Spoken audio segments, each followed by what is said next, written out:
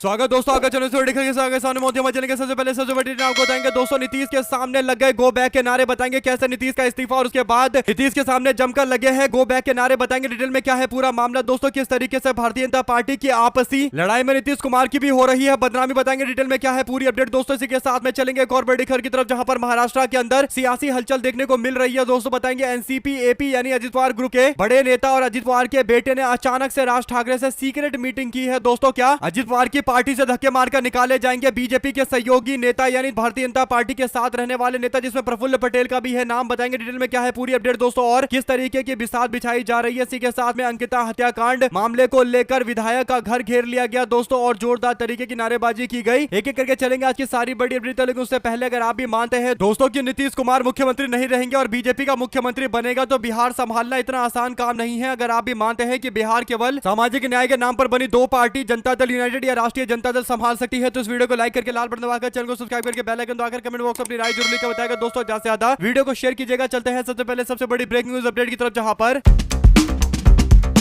नीतीश कुमार ने एमएलसी के पोस्ट से इस्तीफा दे दिया दोस्तों। इसका सीधा मतलब यह है कि राज्यसभा के चुनाव में जीते नीतीश कुमार ने राज्यसभा का पोस्ट स्वीकार कर लिया है दोस्तों। हालांकि मुख्यमंत्री के पोस्ट से कब इस्तीफा देंगे इस बात को लेकर चर्चाएं चल रही है, लेकिन जो अपडेट है दोस्तों वो ये कि आज से 6 महीने तक भी नीतीश कुमार अगर इस्तीफा नहीं देंगे तब भी चलेगा। और इसीलिए नीतीश कुमार को कोई हड़बड़ी नहीं है इस्तीफा देने की दोस्तों। ऐसे में अब जो बड़ी अपडेट सामने आ रही है वो पटना यूनिवर्सिटी से सामने आ रही है, जहां पर नीतीश कुमार के एमएलसी के पोस्ट से इस्तीफे के बाद एक जबरदस्त तरीके की राजनीति देखने को मिली दोस्तों। मुख्यमंत्री नए प्रशासनिक और शैक्षिक भवन का उद्घाटन करने के लिए पहुंचे थे, लेकिन उनके पहुंचते ही परिसर के अंदर गो बैक के नारे लगने शुरू हो गए दोस्तों। और ये गो बैक के नारे नीतीश कुमार के खिलाफ नहीं बल्कि सम्राट चौधरी के खिलाफ लग रहे थे। यानी नीतीश कुमार को मुख्यमंत्री के पोस्ट से हटाने के बाद भारतीय जनता पार्टी खुद का मुख्यमंत्री बनाएगी, ये बात तय है दोस्तों। और इसके बाद सवाल ये उठता है कि आखिर कौन बीजेपी का मुख्यमंत्री होगा, तो सबसे आगे अगर किसी का नाम है तो सम्राट चौधरी का है, जिस पर नीतीश कुमार भी मोहर लगा रहे हैं दोस्तों। ऐसे में नीतीश के सामने उनके इस्तीफे के बाद मुख्यमंत्री की चर्चाओं के बीच में सम्राट चौधरी को लेकर गो बैक के नारे नीतीश कुमार, विजय कुमार सिन्हा और शिक्षा मंत्री सुनील कुमार के सामने लगाया गया है। इसका सीधा मतलब यह है दोस्तों कि छात्रों की भीड़ ने किसी और को गो बैक के नारे के तहत संबोधित नहीं किया, बल्कि सम्राट चौधरी को टारगेट करते हुए गो बैक के नारे लगे हैं। और यह भारतीय जनता पार्टी के अंदर चल रही आपसी विवाद की ओर संकेत करता है दोस्तों। की सोचिए कि दो उप मुख्यमंत्री हैं, एक सम्राट चौधरी एक विजय कुमार सिन्हा। अगर उप मुख्यमंत्री को लेकर ही नाराजगी होती तो दोनों उप मुख्यमंत्री को लेकर गो बैक के नारे लगते, लेकिन केवल और केवल सम्राट चौधरी को लेकर गो बैक के नारे लगे हैं दोस्तों। ये नारे यूं ही नहीं लगे हैं, बल्कि कई लोगों का मानना है कि ये नारे लगवाए जा रहे हैं। और आप लोग जानते हैं कि कौन ये नारा लगवा रहा होगा दोस्तों, जो मुख्यमंत्री के पोस्ट पर दावेदारी कर रहा है बीजेपी बिहार के अंदर और सम्राट चौधरी की जगह खुद को मुख्यमंत्री बनवाना चाहता है। उसने कुछ ना कुछ बड़ा कांड करवाया है दोस्तों। ये नारे लग नहीं रहे बल्कि लगवाए जा रहे हैं। अगर आप इस बात से इत्तेफाक रखते हैं कि सारे बड़े नेताओं की मौजूदगी में केवल एक नेता को टारगेट करते हुए इस तरीके की नारेबाजी की जा रही है, साफ तौर पर संकेत है कि सम्राट चौधरी और भारतीय जनता पार्टी के कुछ नेताओं के बीच में चल रही तनातनी का ये पूरा मामला है। यूनिवर्सिटी के अंदर छात्र इतने नारे लगाते रहे कि नीतीश कुमार अपने कार्यक्रम को आधे में खत्म करके चले गए दोस्तों, जल्दीबाजी में खत्म करके चले गए। मंत्री के साथ रवाना हो गए। भीड़ को काबू करने के लिए पुलिस प्रशासन ने काफी मशक्कत की दोस्तों। मौके पर एसएसपी कार्तिकेय शर्मा और डीएम त्यागराजन सहित कई और आला अधिकारी मौजूद रहे। इसके बावजूद छात्रों की भीड़ को नियंत्रण करना चुनौतीपूर्ण दिखाई दे रहा था। आप लोग इस पूरे मामले में अपनी राय जरूर लिखकर बताएगा। ज्यादा से ज्यादा वीडियो को शेयर कीजिएगा। चलते हैं एक और बिग न्यूज अपडेट की तरफ दोस्तों, जहां पर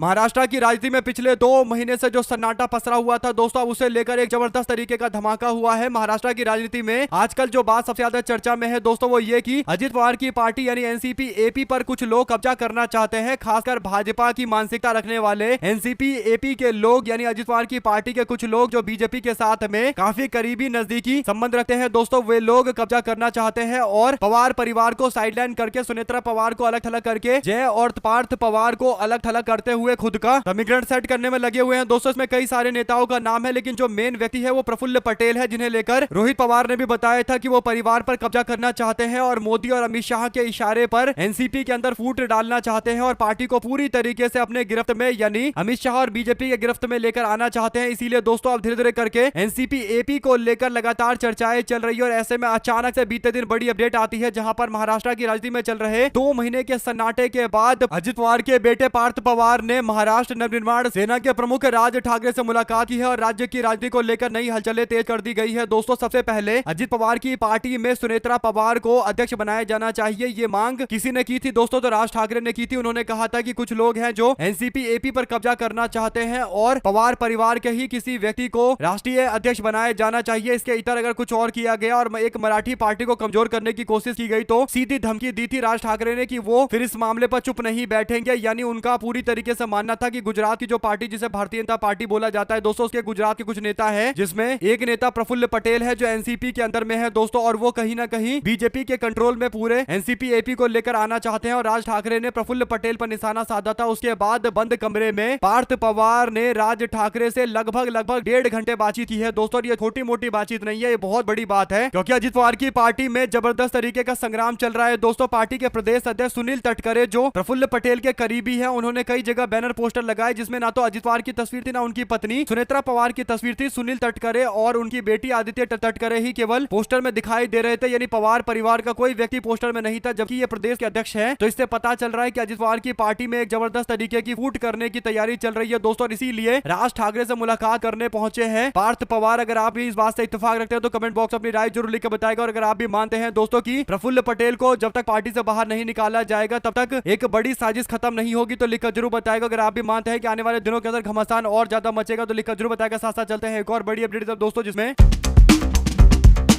अंकिता हत्याकांड प्रकरण में कथित वीआईपी की भूमिका को पूर्व में नकारने के विरोध में ऋषिकेश के विधायक और पूर्व मंत्री प्रेमचंद्र अग्रवाल के ऋषिकेश स्थित निजी आवास पर कई राजनीतिक और सामाजिक संगठन के लोगों ने आकर घेराव किया दोस्तों। इस प्रदर्शन ने विधायक पर कथित वीआईपी को बचाने का आरोप लगाते हुए रोष प्रकट किया गया और अंकिता भंडारी के न्याय की मांग करते हुए बैनर लेकर लोग मैदान में कूदे और विधायक का विरोध किया गया। आवास को घेर लिया गया दोस्तों। सामाजिक संगठनों के सदस्य ने कोल घाटी तिराहे पर एम्स रोड स्थित बिहार स्थित क्षेत्रीय विधायक के निजी आवास तक विरोध रैली निकाली और विधायक आवास के बाहर प्रदर्शन किया। इस दौरान मार्ग में कई स्थानों पर लगे क्षेत्रीय विधायक के होर्डिंग पोस्टर भी फाड़ दिए गए। तो अंकिता भंडारी के इस मामले को लेकर लगातार आंदोलन देखने को मिल रहा है। आप लोग इस पर क्या राय देना चाहते हैं दोस्तों, लिखकर जरूर बताएगा। साथ साथ नीतीश कुमार के इस्तीफे के बाद जिस तरीके से कैमरे के सामने आकर अशोक चौधरी फूट फूट कर रो रहे थे, इसके बाद सोशल मीडिया पर लोगों ने तंज कसते हुए कहा कि जबरदस्त तरीके का ड्रामा कर रहे हैं, यानी नीतीश कुमार इस्तीफा देंगे, ये कोई पहली बार तो होने जा नहीं रहा। और दूसरी बात यह कि नीतीश कुमार ने पहले ही ऐलान कर दिया था, तो पहले ही उनको फूट फूट कर रोना चाहिए था, लेकिन आप फूट फूट कर रो रहे हैं दोस्तों। इससे पता चल रहा है कि कहीं ना कहीं नीतीश कुमार के सबसे करीबी लोग, जिन्हें लगता है कि बिहार में उनका पावर कम हो जाएगा, नीतीश कुमार बिहार से जाएंगे, तो अब उनको अंदर से थोड़ा डर भी लग रहा होगा कि उनकी राजनीति खत्म ना हो जाए। ऐसे में दोस्तों, अगर आप भी मानते हैं कि सबसे ज्यादा फायदा अगर नीतीश कुमार की राजनीति के कारण किसी को हुआ है, तो उसमें एक नाम अगर सबसे आगे हो सकता है तो वो अशोक चौधरी का नाम, जो खुद भी मंत्री है दोस्तों, विधायक है, और उनकी बेटी भी सांसद है, और उनके दामाद को भी सरकार में बड़े पोस्ट मिले हुए हैं। तो सबसे ज्यादा फायदा अशोक चौधरी ही ले रहे हैं। आप लोग इस पूरे मामले अपनी राय जरूर लिखकर बताएगा दोस्तों। क्या आपको लगता है कि अशोक चौधरी सही तरीके से अपनी भावना प्रकट कर रहे हैं या फिर एक ये प्रायोजित तरीके का पूरा मामला है? जो भी आपको लगता है दोस्तों लिखकर जरूर बताएगा। ज्यादा से ज्यादा वीडियो को शेयर कीजिएगा। साथ साथ बीजेपी के नेता निशिकांत दुबे इतने ज्यादा उल्टे उल्टे बयान देते हैं दोस्तों कि भारतीय जनता पार्टी को फंसाकर भाग जाते हैं। अब जो अपडेट आई है वो ये कि निशिकांत दुबे ने एक ऐसा बयान दिया है कि बीजेपी को आंख बंद करके सपोर्ट करने वाली पार्टी ने भी अब निशिकांत दुबे के खिलाफ जोरदार तरीके से मोर्चा खोल दिया है दोस्तों। जो अपडेट है वो ये कि उड़ीसा के पूर्व मुख्यमंत्री और बीजू जनता दल के प्रमुख नवीन पटनायक निशिकांत दुबे के एक बयान को लेकर नाराज हो गए। निशिकांत दुबे ने पूर्व प्रधानमंत्री जवाहरलाल नेहरू पर हमला करते हुए बीजू पटनायक यानी नवीन पटनायक के पिता का नाम घसीटा और उन पर गंभीर आरोप लगाते हुए अमेरिका का एजेंट बता दिया दोस्तों। निशिकांत दुबे के इस बयान पर नवीन पटनायक ने पलटवार करते हुए अपने पिता बीजू पटनायक के बारे में कहा कि जो भी निशिकांत दुबे ने अपमानजनक बातें, आपत्तिजनक बातें कही है, ये सुनकर मैं हैरान हो गया। मुझे नहीं लगता कि उन्हें ये पता भी है कि चीन के साथ जब भारत की लड़ाई हुई थी 1962 में, तब पूर्व प्रधानमंत्री नेहरू जी ने बीजू पटनायक को बुलाया था और उनसे रणनीति पर विचार करने के लिए बोला था, और दिल्ली में अपना कार्यालय खोलकर बीजू पटनायक ने पूरी तरीके से चीन के खिलाफ काम किया था, चीन को हराने के सारे प्रयास किए थे और पूरा अनुभव साझा किया था पूर्व प्रधानमंत्री जवाहरलाल नेहरू के साथ में। ऐसे में दोस्तों अमेरिका का एजेंट बताया जा रहा है बीजू पटनायक को। निशिकांत दुबे के द्वारा इसे लेकर आगे टिप्पणी करते हुए बीजू पटनायक के बेटे यानी नवीन पटनायक कहते हैं कि निशिकांत दुबे को अब मेंटल हॉस्पिटल जाना चाहिए, उनको दिमागी डॉक्टर से इलाज करवाना चाहिए, उनका दिमाग खराब हो चुका है। और इसके बाद स्मिता पात्रा ने भी अपने पोस्ट से इस्तीफा दे दिया दोस्तों। ऐसे में बीजू जनता दल बीजेपी के विरोध में अब जाकर खड़ी हुई है, जबकि ये वही बीजू जनता दल पार्टी है दोस्तों जो हमेशा से भारतीय जनता पार्टी को सपोर्ट कर रही थी, चाहे धारा 370 हटाने का का मामला हो या फिर जीएसटी का मामला हो, हर बार बीजू जनता दल बीजेपी के साथ खड़ी रही, लेकिन आज बीजू जनता दल को पूरी तरीके से भाजपा के लोग निशाने पर ले रहे हैं। दोस्तों पहले तो राज्यसभा का चुनाव हराया गया और कई सारे विधायक बीजू जनता दल के तोड़ लिए भारतीय जनता पार्टी ने। उसके बाद अब बीजेपी के नेता निशिकांत दुबे बीजू जनता दल को लेकर उल्टा उल्टा बयान दे रहे हैं। उनके सबसे बड़े नेता कई बार मुख्यमंत्री रहे उड़ीसा के मुख्यमंत्री बीजू पटनायक को लेकर भी उल्टा बयान दे रहे हैं। दोस्तों आप लोग अपनी राय जरूर लिखकर बताएंगे। इस पूरे मामले पर चलते हैं एक और अपडेट की तरफ, जिसमें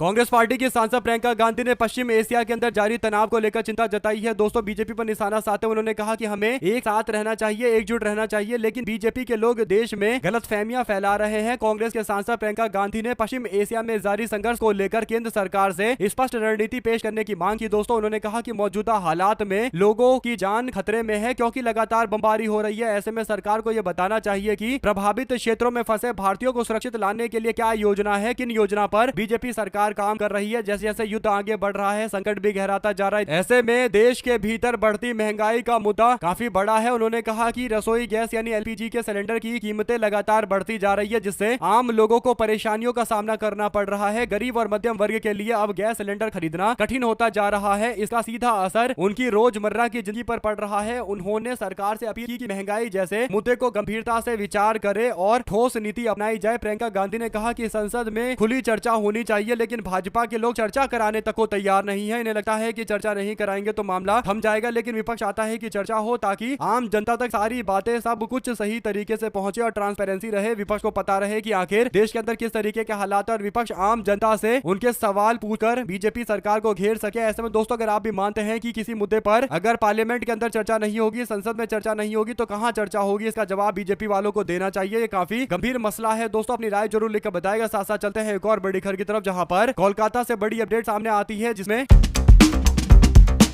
एक अहम घटनाक्रम में चुनाव आयोग के द्वारा संशोधित मतदाता सूची जारी किए जाने के बाद पूर्व लोकसभा के सांसद तरुण मंडल का नाम मतदाता सूची से हटा दिया गया है। मंडल जिन्होंने 2009 में तृणमूल कांग्रेस के टिकट से समर्थन हासिल करते हुए socialist unity centre of India यानी SUCI के टिकट पर जयनगर विधानसभा से सीट से चुनाव जीता, उनके नाम को पहले वोटर लिस्ट के अंदर अंडर कंसिडरेशन यानी विचाराधीन रखा गया। उसके बाद इस श्रेणी से हटाकर उनके नाम को लिस्ट से बाहर ही निकाल दिया गया, यानी एक्सक्लूजन कर दिया गया। दोस्तों पेशे से डॉक्टर दक्षिण हावड़ा विधानसभा क्षेत्र के निवासी मंडल का नाम पहले बूथ नंबर 279 के तहत पंजीकृत था। हालांकि नवीनतम लिस्ट के अंदर जो अपडेट आई है वो ये कि उनका नाम हटा दिया गया है। सोचे दोस्तों, पूर्व सांसद का नाम भी हटा दिया गया, यानी एक व्यक्ति सांसद चुन के आया, देश के अंदर उसने कई सारे कानून बनवाए, उसमें योगदान दिया और जो कानून बना के आया देश का, आज उसी को बोला जा रहा है कि उनका नाम लिस्ट में नहीं हो सकता, वोटर लिस्ट में नहीं हो सकता। इससे पता चल रहा है कि भारतीय जनता पार्टी के लोग कितनी बुरी तरीके से बौखला गए हैं। दोस्तों आप लोग अपनी राय जरूर लिखकर बताएगा और ज्यादा से ज्यादा वीडियो को शेयर कीजिएगा, क्योंकि SIR के मामले को लेकर ममता बनर्जी यूं ही सवाल नहीं खड़ा कर रही है और विपक्ष यूं ही सवाल नहीं खड़ा कर रहा है। ये काफी गंभीर मामला है। दोस्तों इसी के साथ में चलते हैं एक और बड़ी अपडेट की तरफ, जिसमें 2012 के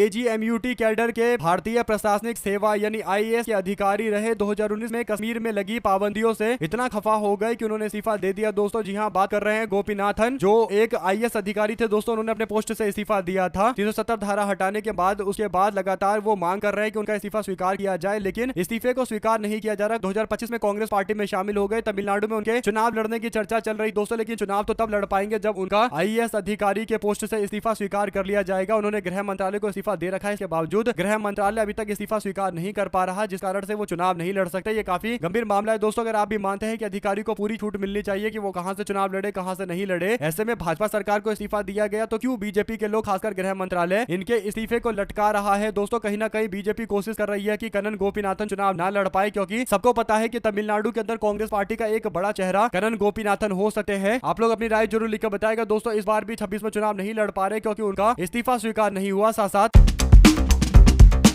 कांग्रेस पार्टी के कर्नाटका के उप मुख्यमंत्री DK शिवकुमार ऑब्जर्वर बनाकर भेजे गए हैं असम के अंदर दोस्तों, क्योंकि कांग्रेस पार्टी असम के चुनाव को काफी सीरियस तरीके से लड़ रही है। ऐसे में कर्नाटका के उप मुख्यमंत्री और असम विधानसभा चुनावों के लिए भारतीय राष्ट्रीय कांग्रेस के वरिष्ठ पर्यवेक्षक DK शिवकुमार ने 29 मार्च को एक सवाल उठाया। दोस्तों उन्होंने बीजेपी के नेतृत्व वाली डबल इंजन सरकार को लेकर कहा कि सरकार वर्षों से बार बार आश्वासन दिए जा रही है कि वो है समुदाय के लोगों को अनुसूचित जनजाति का दर्जा देगी, लेकिन बार बार ये मामला टाल दिया जा रहा है, जिसे अनुसूचित जनजाति के लोगों का दर्जा, एसटी समाज का दर्जा लोगों को नहीं मिल पा रहा। खासकर दोस्तों जो चाय बागान से जुड़े हुए थे जनजातियां हैं उनको एसटी वर्ग का दर्जा नहीं मिल पा रहा। शिव कुमार उन कई वरिष्ठ नेताओं में से एक है दोस्तों जिन्होंने दिसपुर के अंदर कांग्रेस के चुनावी प्रचार को संबोधित करते हुए साफ तौर पर बोला है कि भाजपा सरकार 10 वर्ष में जो नहीं कर पाई कांग्रेस पार्टी 1 साल के अंदर करेगी और कांग्रेस पार्टी चाय बागान से जुड़े हुए जो थे ट्राइबल ग्रुप है, आदिवासी समाज के लोग हैं, उनको एसटी स्टेटस देगी। दिसपुर में बीजेपी के उम्मीदवार पर तीखा निशाना साधते हुए उन्होंने कहा कि इस बार हम लोग ये चुनाव में जीत हासिल करेंगे, यानी दिसपुर के अंदर भी चुनाव जीतेंगे जहां पर कांग्रेस पार्टी के बागी को टिकट देकर बीजेपी ने मैदान में उतारा है। दोस्तों आप लोग की क्या राय है इस पूरे मामले पर लिखकर जरूर बताएगा। साथ साथ चलते हैं एक और बड़ी खबर की तरफ जहां पर राहुल गांधी कहते हैं कि जहां भी नरेंद्र मोदी जाते हैं वहां पर मंदिर, भगवान और धर्म की बातें करते हैं, लंबी लंबी बातें करते हैं, भाषण देते हैं, लेकिन जब केरल के एक मंदिर में कथित तौर पर सोने की जगह पीतल रखकर लोगों को, खासकर जो श्रद्धालु हैं उनको बेवकूफ बनाने का मामला सामने आता है तो इस पर नरेंद्र मोदी चुप्पी साध कर बैठ जाते हैं। उन्हें भगवान और लेफ्ट फ्रंट के बीच में चुनाव करना है तो नरेंद्र मोदी और बीजेपी के लोग भगवान के खिलाफ और लेफ्ट फ्रंट के साथ में यानी वामपंथियों के साथ में खड़े नजर आते हैं। आप लोग इस पर क्या राय देना चाहते हैं दोस्तों लिखकर जरूर बताएगा। अगर आप भी मानते हैं कि राहुल गांधी एकदम सही बोल रहे हैं तो लिखिएगा जरूर। साथ साथ